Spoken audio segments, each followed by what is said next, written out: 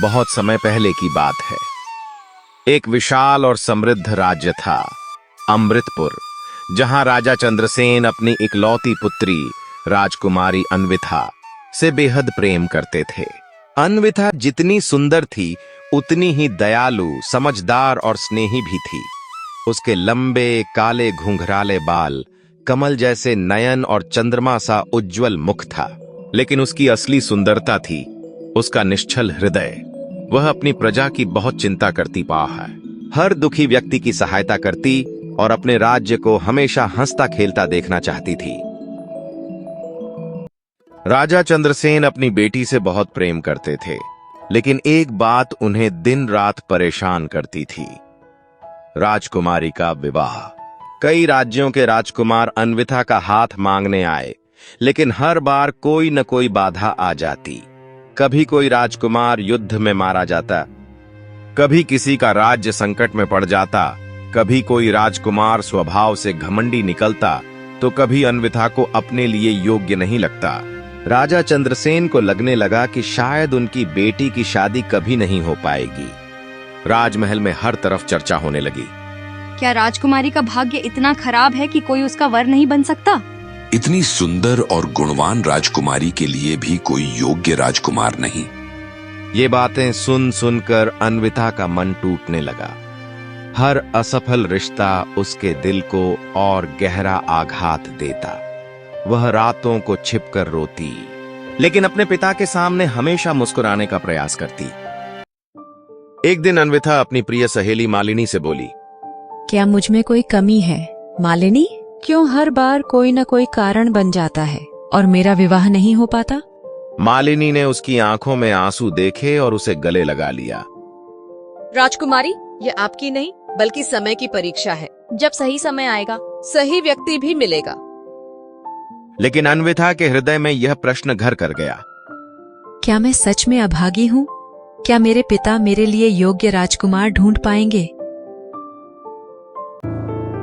उसी शाम जब राजा चंद्रसेन अपने राज दरबार में बैठे थे, एक सजीव, तेजस्वी और आकर्षक राजकुमार प्रवेश करता है। उसकी आंखों में साहस की ज्वाला तैह, चाल में विश्वास और चेहरे पर गंभीरता थी। महाराज, मैं राजकुमार वीरेंद्र हूँ, सूर्यगढ़ का उत्तराधिकारी। मैं आपकी राजकुमारी से विवाह हेतु उपस्थित हुआ हूँ। राजा चंद्रसेन ने सोचा, कहीं यह भी अन्य राजकुमारों की तरह भाग्य के फेर में न उलझ जाए। राजा ने राजकुमारी को बुलवाया। जब अन्विथा और वीरेंद्र आमने सामने आए, तो दोनों एक पल को स्तब्ध रह गए। अन्विथा को पहली बार किसी की आंखों में अपने लिए सच्चा सम्मान दिखा, और वीरेंद्र को अन्विथा की मासूमियत और पीड़ा दोनों दिखी। वीरेंद्र ने हल्की मुस्कान के साथ कहा, राजकुमारी, मैं आपके बारे में बहुत कुछ सुन चुका हूँ। आपसे मिलकर महसूस हो रहा है कि जो कुछ सुना था वह भी कम था। अन्विथा ने अपनी झुकी पलकों के बीच से उसे देखा और कहा, आप सच में इस विवाह के लिए आए हैं? क्या आपको डर नहीं कि किसी न किसी कारण से यह रिश्ता भी टूट सकता है? वीरेंद्र ने दृढ़ स्वर में कहा, मैं एक योद्धा हूं राजकुमारी। बाधाएं मेरी परीक्षा हैं, हार नहीं। अगर भाग्य हमें मिलाने से रोकता है तो मैं स्वयं अपने भाग्य को रचूंगा। उसके शब्दों में इतनी सच्चाई और आत्मविश्वास था कि अन्विथा का कांपता हुआ मन शांत हो गया। राजा चंद्रसेन ने दोनों की बातचीत सुनी और पहली बार उनके मन को संतोष मिला।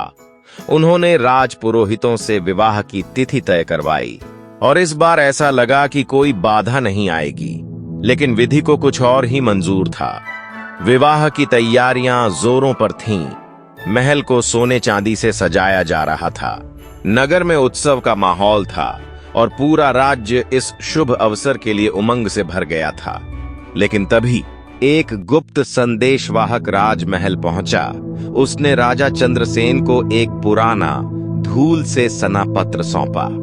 पत्र खोलते ही राजा का चेहरा फीका पड़ गया।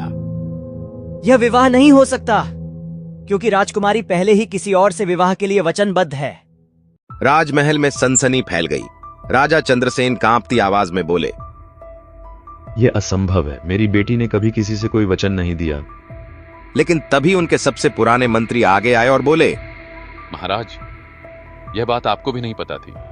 कई साल पहले जब राजकुमारी अन्विथा केवल 5 वर्ष की थी, तब राज्य की सुरक्षा के लिए आपने अपने मित्र पवा थी राजा वीरभद्र के पुत्र से उसका विवाह तय करने की मौखिक प्रतिज्ञा ली थी। वह राजकुमार अब बड़ा हो चुका है और अपना अधिकार मांग रहा है। यह सुनकर राजकुमारी अन्विता का चेहरा शोक और भय से पीला पड़ गया। उसे याद नहीं था कि ऐसा कोई वचन दिया गया था। राजा चंद्रसेन धर्म संकट में पड़ गए। क्या वे अपनी बेटी की खुशी देखें या एक पुरानी प्रतिज्ञा निभाएं? राजमहल में कुछ लोग कहने लगे, धर्म के अनुसार पुराना वचन निभाना ही सही है।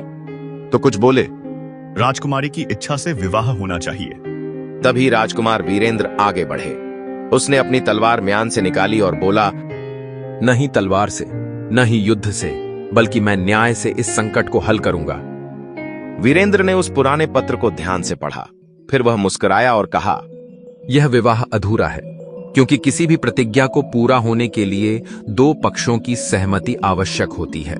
जब यह वचन दिया गया था, तब राजकुमारी केवल 5 वर्ष की थी। उन्हें इसका ज्ञान तक नहीं था। एक नाबालिग द्वारा दी गई स्वीकृति विधि सम्मत नहीं मानी जा सकती। दरबार में सन्नाटा छा गया। सभी राजपुरोहितों ने इस तर्क पर विचार किया और स्वीकार किया कि वीरेंद्र सही कह रहे हैं। लेकिन तभी राजा वीरभद्र के पुत्र युवराज रुद्र स्वयं महल में आ पहुंचा। उसने क्रोधित होकर कहा, यह विवाह मेरा अधिकार है, यह राजनीति का नियम है। वीरेंद्र शांत स्वर में बोला, राज्य केवल नियमों से नहीं, बल्कि न्याय से चलता है। राजकुमार, अगर यह विवाह केवल एक पुरानी प्रतिज्ञा का परिणाम है, तो मैं आपसे पूछता हूं, क्या आप स्वयं इस विवाह से सहमत हैं, बिना यह जाने कि राजकुमारी क्या चाहती है? रुद्र ठिठक गया। उसने कभी यह प्रश्न अपने मन में नहीं उठाया था। वह कुछ देर सोचता रहा, फिर राजकुमारी की ओर देखा, जिसकी आंखों में अस्वीकार और उदासी स्पष्ट थी। रुद्र ने गहरी सांस ली और कहा, मैं कोई ऐसा बंधन नहीं चाहता जो जबरदस्ती का हो। यदि राजकुमारी अन्विता की खुशी राजकुमार वीरेंद्र के साथ है, तो मैं अपने अधिकार से स्वयं पीछे हटता हूं। महल में सबने राहत की सांस ली। राजा चंद्रसेन ने वीरेंद्र को गले लगाया और कहा, आज तुमने साबित कर दिया कि एक सच्चा राजा केवल युद्धों से नहीं, बल्कि बुद्धिमत्ता से भी विजय प्राप्त करता है। अब कोई बाधा नहीं बची थी। विवाह धूमधाम से संपन्न हुआ। राजकुमारी अन्विता ने वीरेंद्र का हाथ थामते हुए कहा, मैं भाग्यशाली हूँ कि मुझे ऐसा जीवन साथी मिला, जो केवल पराक्रमी ही नहीं, बल्कि बुद्धिमान और न्यायप्रिय भी है। और इस प्रकार एक बार फिर किस्मत ने राजकुमारी की परीक्षा ली, लेकिन इस बार राजकुमार की बुद्धिमत्ता ने उसे पार कर लिया। राजा चंद्रसेन निश्चिंत हुए। अन्विता और वीरेंद्र के साथ महल में हर्षोल्लास का माहौल बना और अमृतपुर राज्य सदा के लिए सुखी और समृद्ध बना रहा।